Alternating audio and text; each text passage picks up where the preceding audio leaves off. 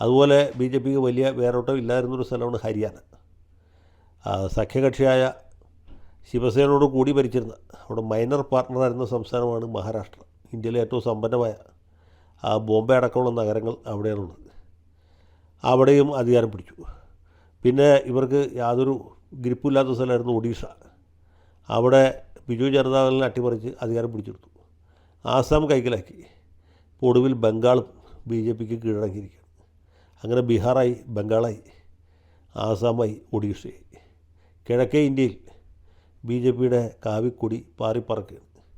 അടുത്തായിട്ട് തെക്കേ ഇന്ത്യയിലേക്കാണ് നോട്ടം വെച്ചിട്ടുള്ളത്. അടുത്ത് തെലുങ്കാനയും പിന്നെ അവർക്ക് കയ്യിൽ നിന്ന് വിട്ടുപോയ കർണാടകവും തിരിച്ചു പിടിക്കുക എന്നുള്ളതാണ്. ആന്ധ്രാപ്രദേശിൽ ഇപ്പോൾ സഖ്യകക്ഷിയായിട്ടുള്ള തെലുങ്ക് ദേശവും ഒരുമിച്ചാണ് ഭരിക്കുന്നത്.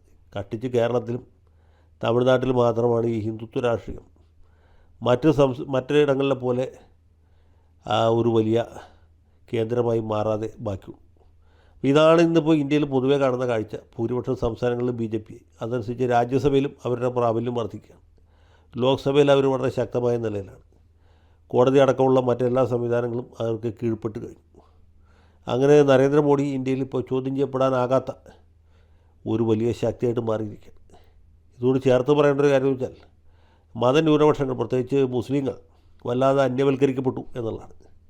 മൻമോഹൻ സിംഗ് ഭരിക്കുമ്പോൾ പോലും അവർ തൃപ്തരൊന്നും ആയിരുന്നില്ല.